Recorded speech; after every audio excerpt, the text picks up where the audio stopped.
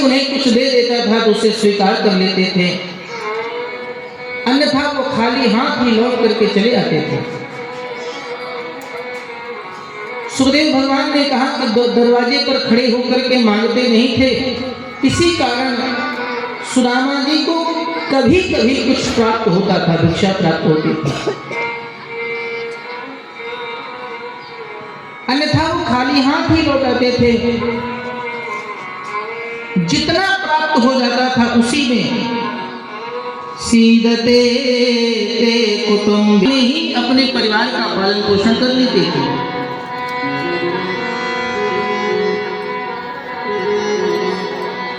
एक दिन श्री सुदामा जी महाराज भिक्षा मांग करके वापस आए, उनकी पत्नी सुशीला बैठी हुई थी।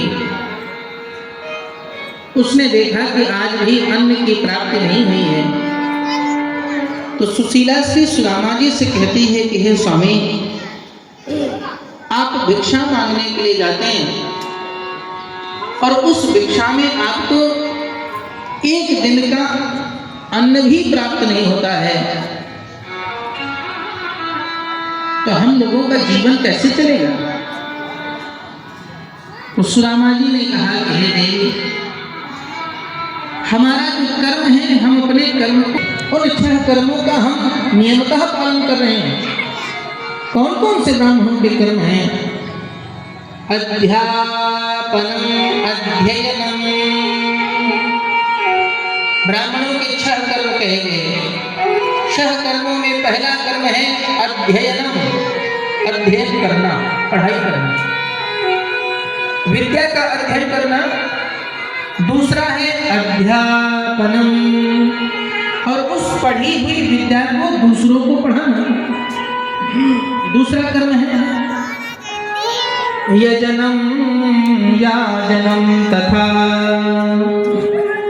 तीसरा कर्म है यजनम, यज्ञ करना, याजनम दूसरों को यज्ञ कराना, ये चौथा कर्म है दूसरों को यज्ञ कराना। दानम प्रतिग्रहश्चैव, पांचवा कर्म है दानम, दान करना, और छठवां कर्म है प्रतिग्रहश्चैव, और उसके बदले में दान को स्वीकार भी कर लेना, दान लेना।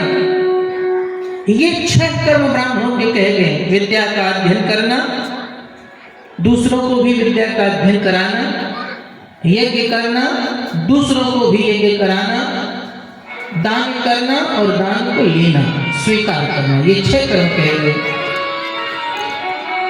सुदामा जी ने कहा कि देवी, ये छह कर्मों को मैं करने वाला हूं,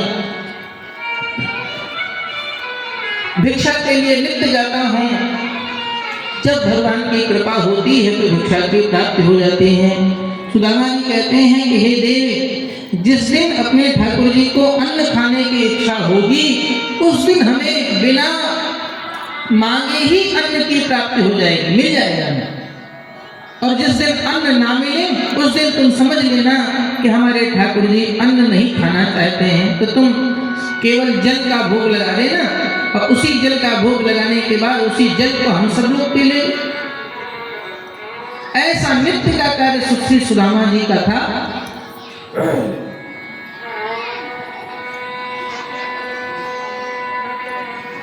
यहाँ एक चीज और, एक दिन श्री सुदामा जी बिना भिक्षा मांगे ही लौट आए। भिक्षा में कुछ उन्हें प्राप्त ही नहीं हुआ, खाली हाथ लौट करके आते तो बच्चे भूख से तड़पते रहते थे, व्याकुल होकर के रोने लग जाते थे। सुशीला सुदामा जी से कहती थी कि स्वामी कोई दूसरा यत्न करिए, कोई दूसरा प्रयत्न करिए, बिना अन्न के हमारा कैसे गुजारा हो सकता है, हमारे बालक कैसे पलेंगे।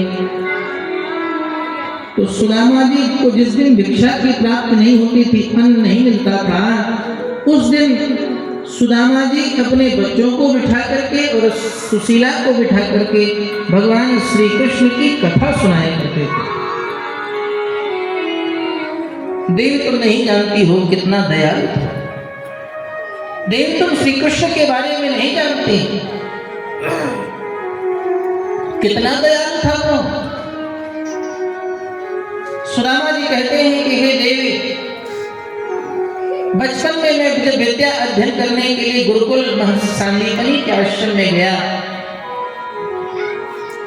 तो वहां पर महर्षि सांदीपनि के आश्रम में जाते हुए एक दिन लकड़ियां बीनने के लिए गया था, तो जंगल में कांटे लग गए, पैर में कंटक चुभा था, मैं बैठा था, मेरा कंटक नहीं निकल रहा था। उसी समय वो द्वारिकाधीश कृष्ण रथ पर बैठ करके हमारे ही गुरुकुल में हमारे गुरु से ही विद्या प्राप्त करने के लिए आ रहा था। देव मुझ ब्राह्मण को अकेला जंगल में बैठे हुए देखा तो रथ से उतर आया। उसने मुझे मित्र कहा, मेरे पैर में चुभे हुए कंटक को निकालने का अथक प्रयत्न किया, लेकिन कंटक नहीं निकला। देव में उदारता की बात कह रहा हूं, देव में सरलता की बात कह रहा हूं, देव में दयालुता की बात कह रहा हूं। जब हाथ से वो कंटक नहीं निकला तो उन दयालु श्री कृष्ण ने अपने दांत से मेरा कांटा निकाल दिया पैर में लगा हुआ। सुदामा जी महाराज कहते हैं कि देव वो कितना दयालु होगा।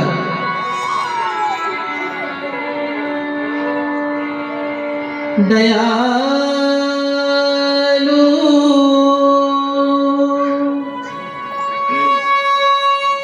दीन में भगवान, दयालु दीन में भगवान, कृपा करना कृपा करना।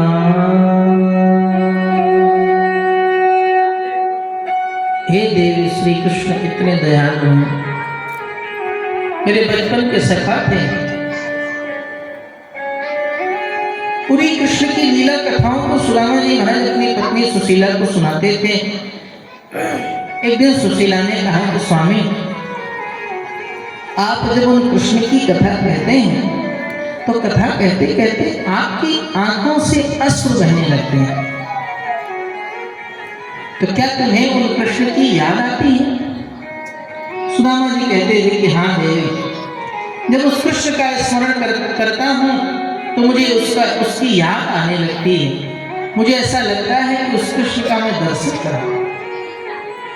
तो सुशीला कहती थी कि स्वामी आप चले जाइए, जिन कृष्ण को देख